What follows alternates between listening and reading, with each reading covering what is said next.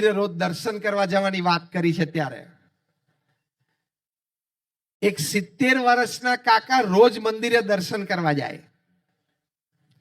બહુ મજા આવી વાર્તા છે, સાંભળજો. એક 70 વર્ષના કાકા રોજ મંદિરે દર્શન કરવા જાય અને વર્ષોથી ને દાયકાઓથી એમનો નિયમ, એમને દુકાન હતી ગામમાં, દુકાને જાય તો મંદિરે દર્શન કરીને દુકાને જાય. એકવાર એક ગ્રેજ્યુએટ થયેલા યુવક જે એમની પોળમાં રહેતો હતો શેરીમાં, એને કાકાની મશ્કરી કરવાનું મન થયું. સાયન્સમાં ગ્રેજ્યુએટ થયો હોય ને એટલે થોડું એને મનમાં એમ રહે કે હું વિજ્ઞાનનો વિદ્યાર્થી છું. ધર્મ, અધ્યાત્મ, મંદિર, શાસ્ત્રો, સંતો એમાં મને બહુ શ્રદ્ધા જાગે નહીં. I am a believer of science, I believe in science. હું વિજ્ઞાનમાં માનું છું. વિજ્ઞાન ભગવાનને સાબિત કરે તો હું માનું. આ જરા બુદ્ધિનો ડોળ એને હોય. પછી ભલે બીએસસી 4 ટ્રાયલ સાથે પાસ થયો હોય, 4 ટ્રાયલ સાથે બીએસસી થયો ને તો એને એમ થાય કે હું સાયન્સનો વિદ્યાર્થી છું. પણ એ બુદ્ધિ વગરના ને મૂર્ખને એમ ખબર ના પડે કે તું સાયન્સના વિદ્યાર્થી તરીકે જેની જેની થિયરી ભણીને પાસ થયો, આલ્બર્ટ આઇન્સ્ટીન વૈજ્ઞાનિક, બીજા વૈજ્ઞાનિક સર આઇઝેક ન્યૂટન, ત્રીજા મોટા વૈજ્ઞાનિક આર્કિમિડીઝ, ચોથા મોટા વૈજ્ઞાનિક પાસ્કલ. આ બધા જ મોટા મોટા વૈજ્ઞાનિકોએ જેને સમાજને અને મનુષ્યને ખૂબ આપ્યું છે, એ બધાએ પોતાના જીવન ચરિત્રમાં ભગવાનનું અસ્તિત્વ, ભગવાન પ્રત્યેની શ્રદ્ધા અને ભગવાન સામે નમ્રતાથી પ્રાર્થના કરવી જોઈએ એની વાતો લખી છે. પણ હવે બીએસસી માં 4 ટ્રાયલ સાથે પાસ થઈને આ બધી ક્યાં ખબર હોય, અને પાછો કે વિજ્ઞાનનો વિદ્યાર્થી છું. એટલે આપણે પેલી વાર્તા ચાલુ રાખીએ. તો આ 70 વર્ષના એક કાકા રોજ દર્શન કરવા જાય. એને આ ગ્રેજ્યુએટ થયેલા યુવાને પૂછ્યું કે કાકા તમે રોજ મંદિરે દર્શન કરવા જાઓ છો? એટલે કાકા કે આ જાઉં છું ને. તમને મળ્યું શું? તમે એમ કહો છો ને આપણા સનાતન હિન્દુ ધર્મના શાસ્ત્રોમાં એવું લખ્યું છે કે ભગવાનની મૂર્તિ જે પ્રતિષ્ઠિત હોય મંદિરમાં, શાસ્ત્રો વૈદિક પદ્ધતિથી એની પ્રતિષ્ઠા થઈ હોય, કોઈ મહાન સંત એમાં પ્રતિષ્ઠા કરી એટલે પ્રાણ પૂર્યા, તો મૂર્તિમાં ભગવાન જેવું લખ્યું છે. તમે કેટલા વર્ષથી દર્શને જાઓ છો?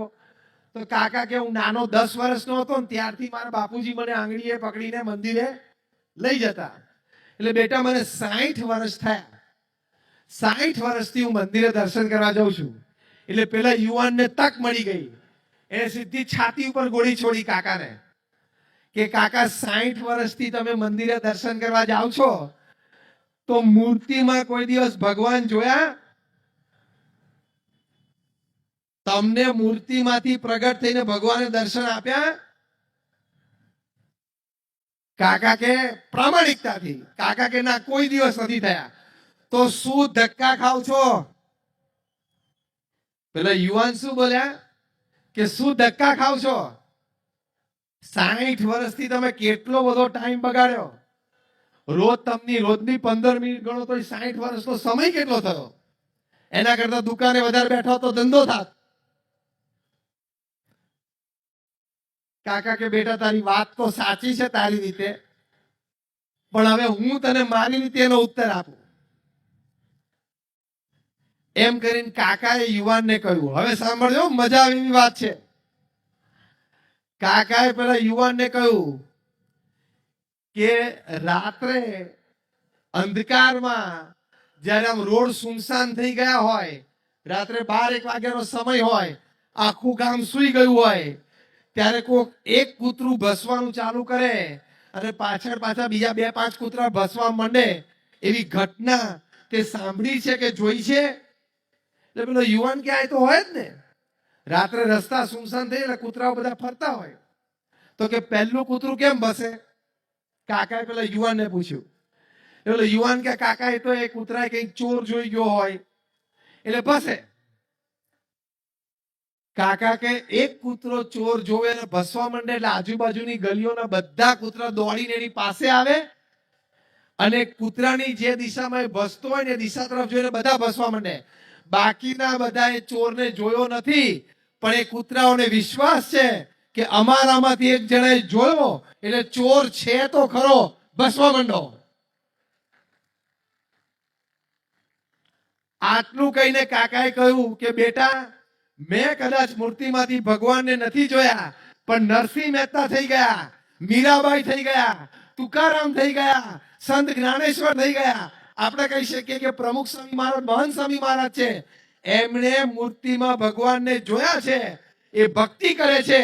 એટલે બાકીના આપણે જોયા નથી, પણ જો કૂતરાઓ પણ એક બીજા કૂતરાઓ પર વિશ્વાસ રાખી શકતા હોય તો આપણે મનુષ્ય આવા મહાન સંતોમાં વિશ્વાસ કેમ ન રાખી શકીએ?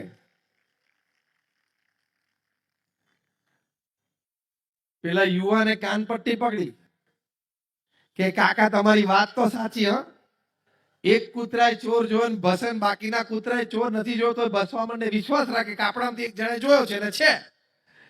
એમ આપણે મનુષ્ય પણ વિશ્વાસ રાખો કે આવા મહાન સંતો કહે છે, એમણે જોયા છે, એમને સાક્ષાત્કાર છે, એટલે વાત તો સાચી છે. એમ કહીને છેલ્લી વાત કાકાએ એકવાર યુવાનને કીધી કે બેટા, એમ મને પણ વિશ્વાસ છે કે હું પણ આવા મહાન સંતોની જેમ, મહાન ભક્તોની જેમ હું પણ શ્રદ્ધા રાખીશ તો એક દિવસ મૂર્તિમાં ભગવાન મને પણ દેખાશે અને મને પણ આશીર્વાદ આપશે. બસ એ શ્રદ્ધાથી 60 વર્ષ જઉં છું, એ શ્રદ્ધાથી હું 60 વર્ષથી જઉં છું. માટે આ શ્રદ્ધાનું કામ છે.